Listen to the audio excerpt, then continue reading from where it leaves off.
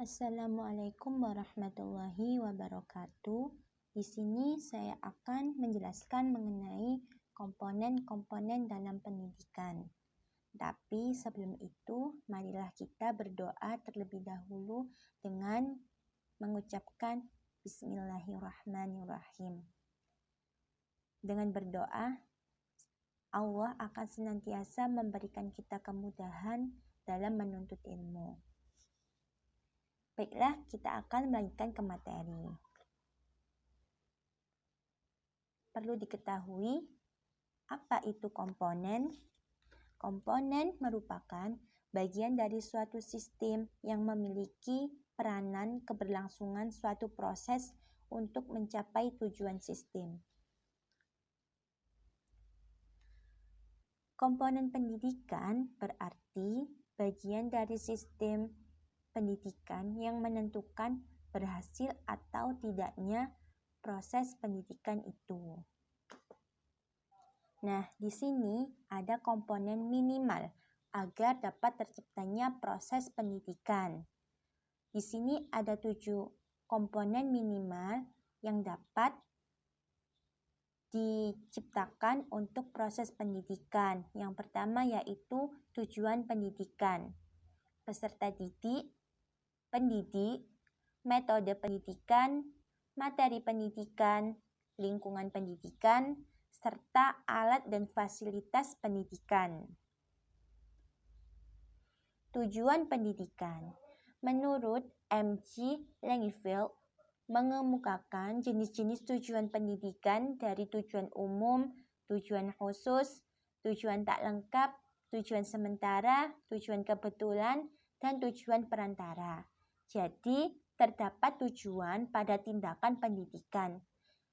Nah, tujuan itu didasari oleh sifat ilmu, yaitu ilmu yang normatif dan juga ilmu pendidikan yang praktis.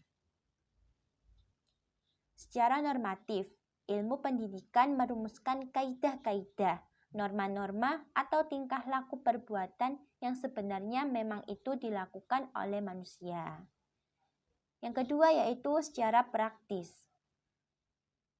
Pendidikan secara praktis yaitu tugas pendidikan dan pendidik ialah menanamkan sistem norma tingkah laku yang didasarkan pada dasar-dasar filsafat yang mana dijunjung tinggi oleh lembaga pendidikan dan pendidik dalam suatu masyarakat.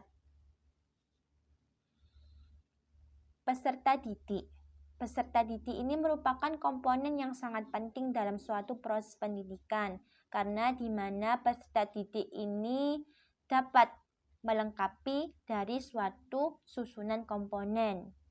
Peserta didik sangat menunjang proses pendidikan. Dengan berkembangnya konsep pendidikan yang tidak hanya terbatas pada usia sekolah saja, namun lebih luas lagi yaitu mencakup seluruh individu atau kelompok yang menjadi subjek pendidikan. Pendidik. Di sini ada beberapa. Yang pertama yaitu guru. Guru sebagai pendidik dalam lembaga sekolah. Yang kedua yaitu orang tua. Orang tua merupakan pendidik dalam lingkup keluarga.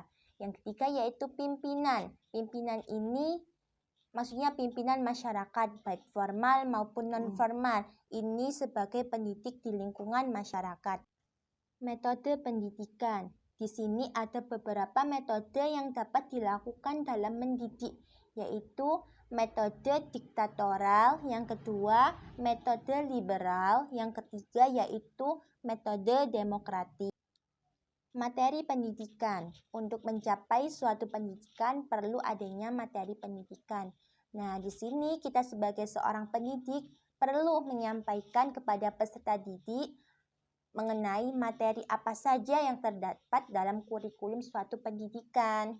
Di sini ada beberapa macam pendidikan, yakni terdiri dari pendidikan agama, pendidikan sosial, pendidikan keterampilan, pendidikan jasmani, serta dan lain sebagainya.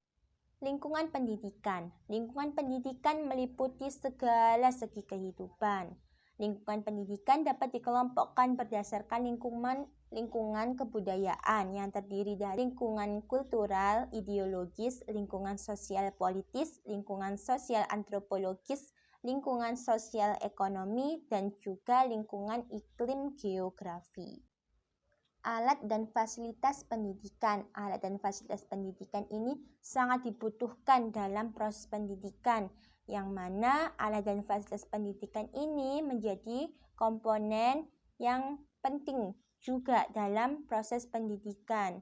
Dengan adanya alat dan fasilitas pendidikan, maka suatu proses pendidikan itu akan berjalan dengan baik, sehingga bisa mengantarkan pada tujuan pendidikan itu sendiri. Jadi, kesimpulan dari materi yang saya sampaikan tadi, bisa ditarik kesimpulan bahwa komponen-komponen pendidikan wajib dipenuhi, dan komponen-komponen itu saling berkaitan satu sama lain. Misalnya, baik pendidik maupun itu akan membantu dalam proses kegiatan pendidikan. Tujuannya ya hanya untuk pendidikan itu sendiri. Nah, itulah tadi pembahasan dari komponen-komponen pendidikan. Semoga apa yang saya sampaikan tadi bisa bermanfaat bagi teman-teman sekalian. Sekian dari saya. Wassalamualaikum warahmatullahi wabarakatuh.